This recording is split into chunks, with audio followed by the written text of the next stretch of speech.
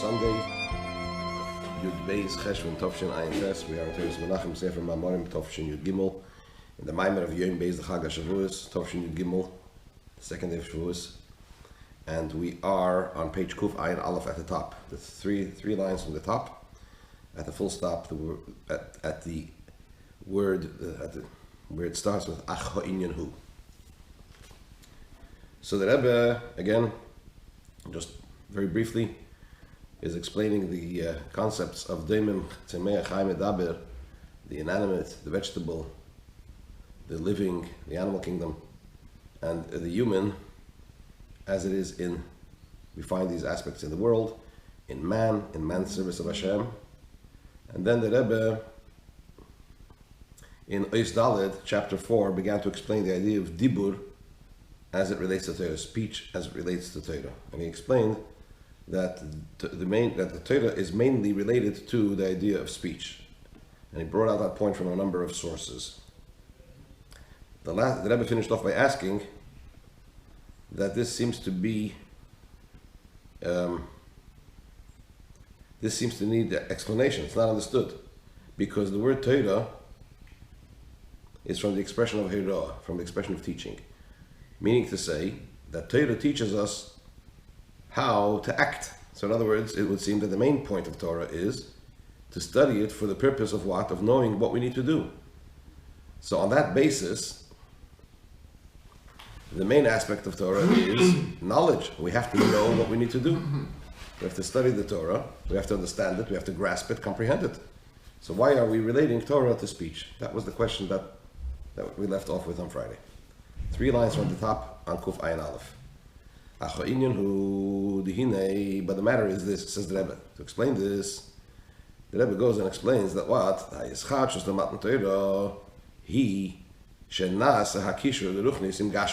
What was the innovation of Matan Torah, the giving of the Torah, that what came about is the connection of spirituality with physicality. What does that mean, the innovation of Torah, of Matan Torah, the giving of the Torah? Because we know that Torah existed even before the giving of the Torah. The forefathers fulfilled the Torah. Chazal say the forefathers fulfilled the entire Torah before it was given. We also learned in Pashas Noach, when Hashem said to Noah, go and bring the animals to the ark, it says bring 7 of the pure and 2 of the impure. Where was there pure and impure animals? We don't find any distinctions in animals up to that point. So Rashi explains that we're talking about those that are going to be pure and impure in the future, when the Torah is given. So Rashi says, Melamed, this teaches us, Shalamad Noach Torah. The Torah that Noah learned the Torah. So Torah existed before the giving of the Torah. What was the innovation? What came about new? What was introduced at the giving of the Torah that didn't exist in Torah before? It's the idea of connecting spirituality with physicality. This is a famous concept that's brought in Chassidus many times. As the Medrash brings, I believe it's on the Pasuk Vayedaber Hashem al Har Sinai. Hashem descended on Mount Sinai. So the question is, what does it mean he descended? Hashem is everywhere. What does it mean he descended on Mount Sinai? So the Medrash says, Mashal Melech, this is a parable for a king, Shegozar v'Omar, who made a decree, and he announced, he said, the inhabitants, the citizens of Reimi should not descend to Surya, or Bnei Surya, Reimi. And the inhabitants of Surya should not go up to Reimi. Meaning to say that he had 2 countries, and he made a decree that the inhabitants of each country should not connect to the others. There was a chasm. Brexit. Sorry? Brexit. Yes, exactly. A hard border. And when it came to the giving of the Torah, so in other words, before Matan Torah, what existed was this hard border, so to speak, this chasm between the upper and the lower, the spiritual and the physical. They couldn't fuse, they couldn't mix. But what came about when Hashem gave the Torah? He nullified the decree, and from that point on, that those above can descend below. And through this, those below can also rise above, meaning to say that Ruchnius, spirituality, can descend to the physical, and the physical can go up to the spiritual. In other words, V'hainu shebematan Torah nasa hakishu Ruchnisim gashmis. That at the giving of the Torah, through the giving of the Torah, what came about was the connection between the spiritual and the physical. How? Shalidei kiyum mitzvahs, that through the fulfillment of mitzvahs, mezachachim esagashmi, the physical is refined. We refine the physical existence through our fulfillment of mitzvahs with physical objects. This was not the case before the giving of the Torah. Sha'af sha'ha'avis kimus enyonim sha'achra matan Torah. Sha'af sha'ha'avis kimus enyonim sha'achra matan Torah. Heim ha-mitzvahs, for although the forefathers fulfilled all those aspects of after the giving of the Torah, which are the mitzvahs, right? As I just mentioned, that the forefathers fulfilled the mitzvahs before they were given. Mikol makim, nonetheless, kaidem matan Torah le'nezdachach hagashma le'zeh. Before the giving of the Torah, the physical objects with which the forefathers fulfilled the mitzvahs did not become refined through their act of the mitzvah. It was a temporary presence of godliness. It was a temporary measure. And after the Torah was given, after the Torah is given, then through fulfilling the mitzvahs, what happens?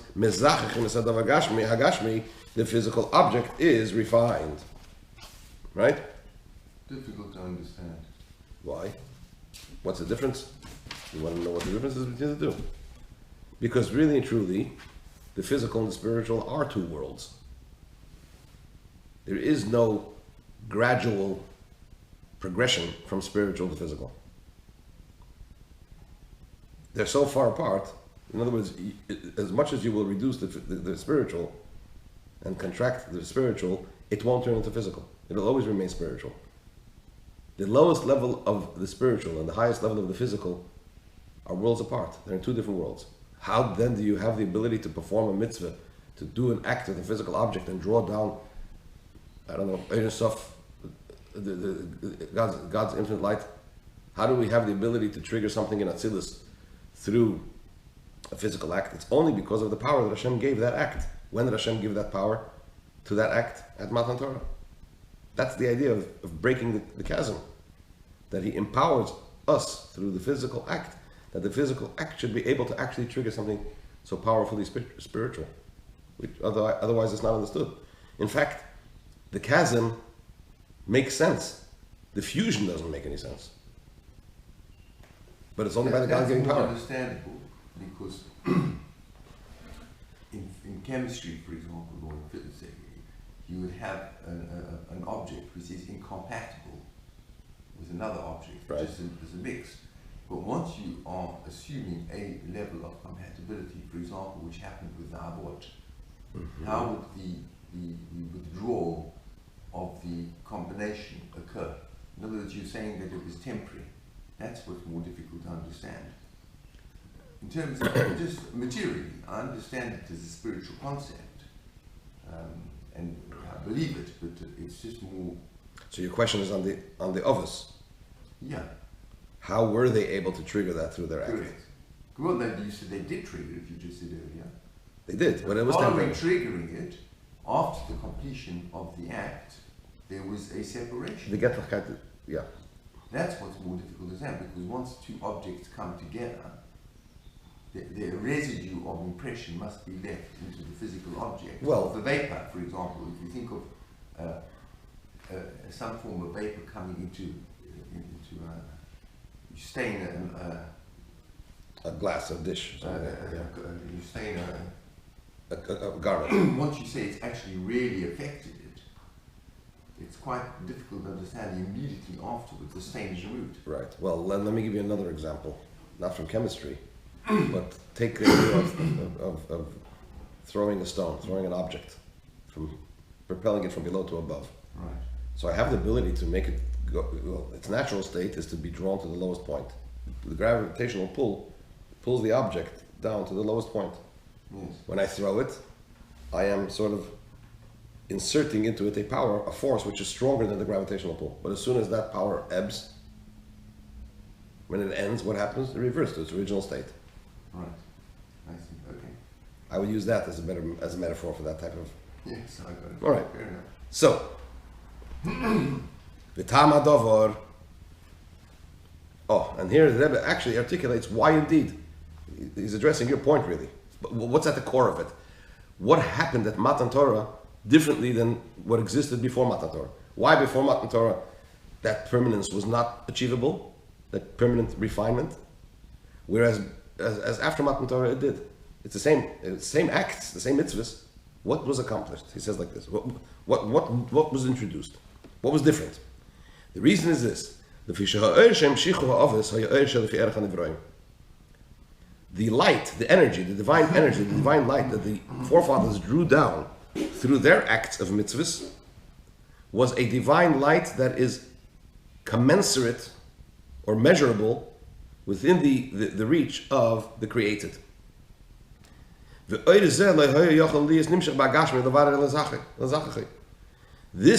divine light, this divine energy, could not have been drawn down into the physical objects to refine them, to purify them and to refine them, to purify them and to refine them. I'm just going to say it inside, then we can discuss it. This is not the case. After the giving of the Torah, at Matan Torah, what was given to us, what was drawn down, is a divine light which is immeasurable relative to the created beings, creatures. It's only because of this light, as a result of this energy, of this divine energy, that it is possible for the physical to be refined. So in other words, being that there is such a great chasm between the spiritual and the physical, they're not naturally fusible, so you need a force that's greater than both of them, really. You need a force that's very, very powerful. What does that mean? A limitless force. Something that's not limited to the confines of spiritual and physical. It doesn't play by the usual rules. That means a divine energy that is beyond measure relative to created beings. That was given to us at Matan Torah. That's what Hashem invested into mitzvahs, into Torah, and into mitzvahs at the giving of the Torah. Whereas before, since that power, that limitless power, was not vested in the act, so what could a created being achieve? Only that which is achievable within the confines of a force that is relative, is measurable to what a created being can achieve. And that necessarily plays by the rules. So there is that chasm. Spiritual and physical cannot be fused permanently. So a nivra, created being in his own right, has the power. So what was the purpose of the act by the others? To refine themselves, or to prepare the world for the giving of the Torah? There was like an interim stage. It's like, we learned about it in another Mamar, I forget which one it was, but in the previous year. It's like when you train a child, or one trains oneself for a certain, in a certain discipline, whether it's mental discipline or physical discipline, you train, you break it in slowly. And then it becomes, as it were, second nature, or it becomes part of you. So the Ovis did these mitzvahs, introduced the concept into the world. So the Welt, the Nivroim, the creation, became accustomed to the fact that there is something beyond it that's being introduced, albeit temporarily. And then at Matan Torah, still there was a leap. There was that leap because Rufus and Kashmir are not fusible in their own right, in a permanent way. But nevertheless, a measure of preparation came about through the Ovis performing the mitzvahs. The Rebbe elaborates further. That's the point that the Rebbe is driving at. The question the Rebbe asked was, if the main, we went through the beginning of Daled, chapter 4, explaining at length how Torah relates to speech. The question was, it would seem that Torah, being an instruction of how we should conduct ourselves, is a study that requires mental attention, understanding, comprehension. So why do we relate it to speech? This is the point that Rebbe is now explaining. The Rebbe just finished explaining that the innovation of Matan Torah, of the giving of the Torah, was that he gave us the ability to fuse Ruchnis and Gashmis in a permanent way, meaning to say, he invested into Torah a power which is beyond creation, immeasurably greater. Right? What is that? That's Dibur. That's the point that Rebbe is making. That's why we're relating Torah to Dibur, to speech, rather than to understanding and comprehension. For Inibaz, the idea is this: when Hashem gave the Torah, what was drawn down was the aspect of speech of Torah. This is the idea that the Torah was given specifically in the desert. What's the Hebrew word for desert? Midbar. The root of the word midbar and the root of the word dibur are the same. Midbar is related to the word of dibur, speech. What is a midbar, a desert? It's an inhabited place. It's referred to as an uninhabited place, an uninhabitable place. It's not habitable by humans.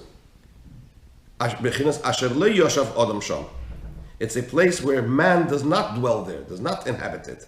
What does that mean in the spiritual sense? There's Adam.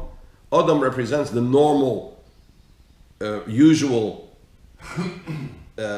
course of things, the normal, usual aspects of creation, meaning to say, that which the created being, that creation can achieve on its own. Lo yoshav Adam shama, an uninhabitable place by man, means a level which is beyond Adam, beyond the usual. Shehu bli gvul. This is the idea of limitlessness. Beyond the measure of creation, of creatures. This is what was innovated at the giving of the Torah. The Hinei, because as mentioned before, the concept of Torah existed even before the Torah was given. As it says in the verse, when Rebecca felt these two, when she was passing down, the Chazal say, when she was walking in front of a shul, she felt kicking. When she was walking in front of an idolatrous house of idolatry, she also felt kicking. So she didn't understand what was going on. So she went to seek out Hashem. Where did she go? Amr Chazal, our sages say, where did she go to seek Hashem? She went to the Beis Medrash, to the study hall of Shem and Ever. So we see the Shem and Eber had a yeshiva. Our sages also say, Avram Zakim v'yeshiva. Avram, the elder, was old and he was sitting in yeshiva and studying. Right? So we see the Torah existed even when? Before the Torah was given. And even according to the opinions, that the forefathers only fulfilled the entire Torah where? In Eretz Yisrael, so long as they were in the land of Israel, not outside of Eretz Yisrael. Nevertheless, we find, yes, maybe perhaps concerning the fulfillment of the mitzvahs, there is an opinion that they only fulfilled all the mitzvahs where in Eretz Yisrael, so long as they were there in Eretz Yisrael, what was in the future going to be Eretz Yisrael, but not when they were outside of Eretz Yisrael. Nevertheless, the study of Torah, we find, took place even where? Outside of Eretz Yisrael. As it says in the verse, when Yaakov finally went down to meet Yosef after so many years of being apart, it says that he sent Yehuda, Judah, his son, ahead of him, to teach before him. Where? In Goshen. What does that mean? What does it mean, Lahayres? Our sages say he sent him to prepare for him a house of study, a yeshiva.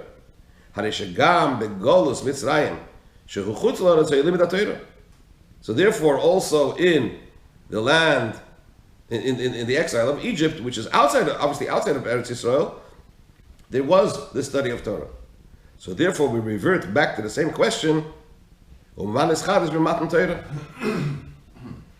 came about? What was the innovation of Matan Torah, the giving of the Torah? Right? So he says, indeed, that it was this limitless power, right? And before Matan Torah it was limited, but we still find, it's going back and forth, but we still find, not only were there mitzvahs before Matan Torah, there was also the study of Torah before Matan Torah. So what was, in fact, that is drilling down even deeper, what is the difference between Torah before the Torah was given and Torah after the Torah was formally given? It also says in Lavangarti, Rashi says he kept The Tariag Mitzvah Shemarti, precisely. And as I just mentioned, also from Noach, going back to Noah, it says, Melamed Shalomad Noach Torah, that Noah studied the Torah. So the Rebbe is drilling down to this concept of what's the essential difference between Torah before it was formally given at Sinai and Torah after it was given at Sinai.